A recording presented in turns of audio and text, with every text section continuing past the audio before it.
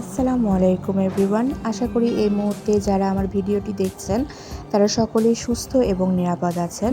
আমি মনিরাস নোটবুক থেকে মনিরা বলছি। কিছুটা সময় আপনাদের সাথে গল্প করতে করতে আমার দৈনন্দিন সংসারের কিছু কাজকর্ম শেয়ার করতে যাচ্ছি। এই পর্যন্ত যারা আমার ভিডিওটি দেখে ফেলেছেন তাদের কাছে প্রথমেই অনুরোধ করছি একটি লাইক করে পাশে থাকবেন এবং যদি এই ভিডিও দেখাকালীন আমার কথাবার্তা বা কাজকর্ম কোথাও আপনাদের মনে একটুকু জায়গা করে নেয় তাহলে অবশ্যই চ্যানেলটি সাবস্ক্রাইব করে রাখবেন, যাতে পরবর্তী ভিডিও ছাড়া মাত্রই তা আপনাদের কাছে পৌঁছে যায়। এই দেখুন, আজকে আমি আপনাদের সাথে শেয়ার করছি খুব মজার একটি ইউনিক ধরনের বেগুন ভাজি। আপনারা অনেকেই হয়তো এইভাবে বেগুন ভাজেন, আবার অনেকে নর্মাল অ্যাজ ইউজুয়াল আমরা যেভাবে সবসময় বেগুন ভাজি করি সেটাও করে থাকেন। তবে আমার কাছে মনে হয় মাঝে মধ্যে একটু আলাদা রকম কোনো কিছু করলে মন্দ হয় না। আর এভাবে বেগুন ভাজি করে দেখবেন, গরম ভাত কিংবা গরম খিচুড়ির সাথে অসম্ভব ভালো লাগে।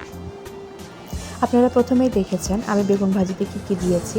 আপনারা খেয়াল করেছেন আমি প্রথমে বেসিক যে বেগুন ভাজির যে মশলাগুলো, লবণ, হলুদ, মরিচের গুঁড়া দিয়েছি এবং তার সাথে অ্যাড করেছি চালের গুঁড়া, এবং এগুলো ভালোভাবে অ্যাড করা হয়ে গেলে আমি এখানে কিছু পরিমাণ চিনি অ্যাড করব।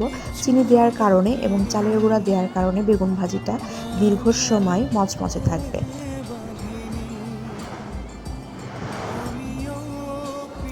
চিনিটা সবার পরেই দিতে হবে, কারণ চিনি দেওয়ার সাথে সাথে পানি ছাড়া শুরু করতে পারে, তাই চিনিটা সবার লাস্টে দিয়ে মেখে নেবেন।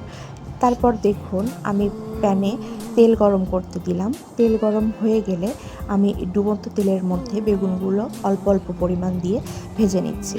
দেখুন কিভাবে বেগুন ভাজির কালার হয়ে গেলে আমি তুলে নিচ্ছি। আর আপনারা যারা রেগুলার রান্না করেন বা যারা রান্না করেনও না, হঠাৎ শখের বশে রান্না করলেও রান্না করতে করতে চোখের আন্দাজে অনেক কিছু শিখে যাবেন।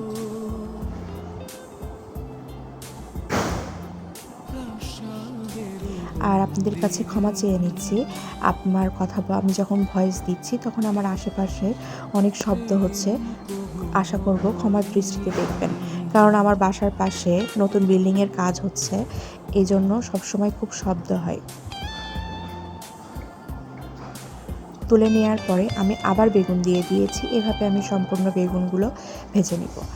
আর এরপরে যেহেতু কয়েকদিন ধরে খুব বৃষ্টি হচ্ছে, আমি বিকালের দিকে একটু বারান্দায় বসে চা খাচ্ছিলাম আর হালকা নাস্তা করছিলাম।